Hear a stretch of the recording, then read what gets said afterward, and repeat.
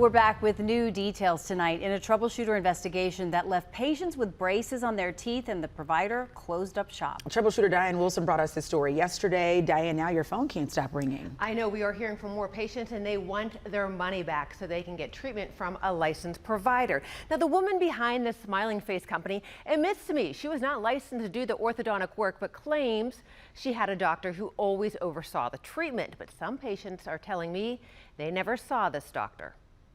Shanti Bullock shared these pictures with us of her in braces that she said Ebony McBean Grady of the Smiling Face company put on her teeth in May of this year. It's like I already paid it in full in September, not knowing that it was going to be shut down. The Smiling Face company in Raleigh shut down, leaving patients like Shanti and other patients who reached out to us frustrated. I just hope that everybody gets their money back and they be able to get the service that they need. Shanti, along with other patients we talked with, said the person who performed their orthodontic treatment was Ebony McBean Grady, the CEO of the Smiling Face company.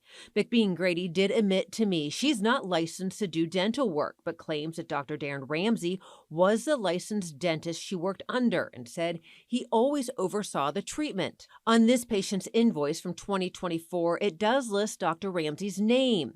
And on Shanti's transfer for orthodontic treatment from the Smiling Face dated last month, it also has Dr. Ramsey's name on it.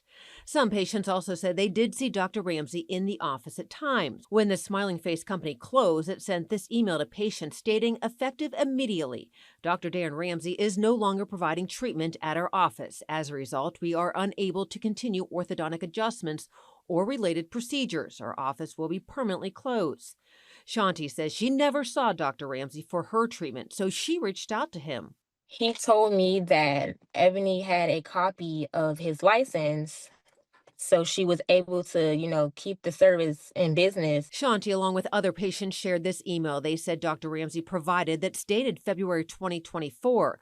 The email is from the Smiling Face email address, confirming Dr. Ramsey terminated their agreement with the Smiling Face. In May of 2025, this consent order with the State Board of Dental Examiners states, Dr. Ramsey aided, abetted, and assisted unlicensed person to perform acts that can only be lawfully performed by a dentist licensed in this state. As part of the order, Dr. Ramsey's license is suspended for 1 year, but conditionally restored with no active suspension, provided that for a period of 3 years, he complies with certain requirements. On the State Board of Dental Examiners website, it states Ramsey's license is in a probationary status. We emailed and called Dr. Ramsey, but have not heard back. When I talked to McBean Grady, she claims she knew nothing about the consent order and says Dr. Ramsey continued to send her patients to treat.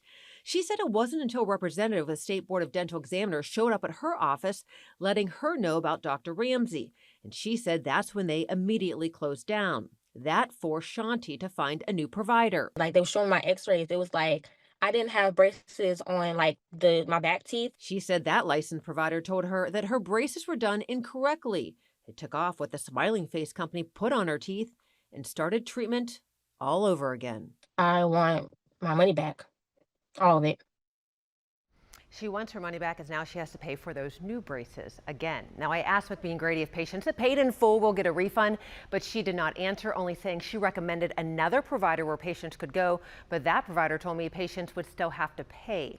The chief executive director of the State Board of Dental Examiners tells me their agency wants to hear from patients impacted, as he says they will be investigating every complaint.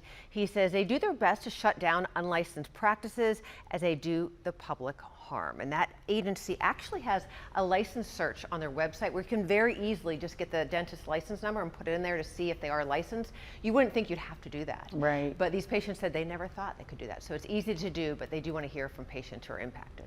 Well, you have a couple of them already, Diane, to help them get that investigation started. Thank you.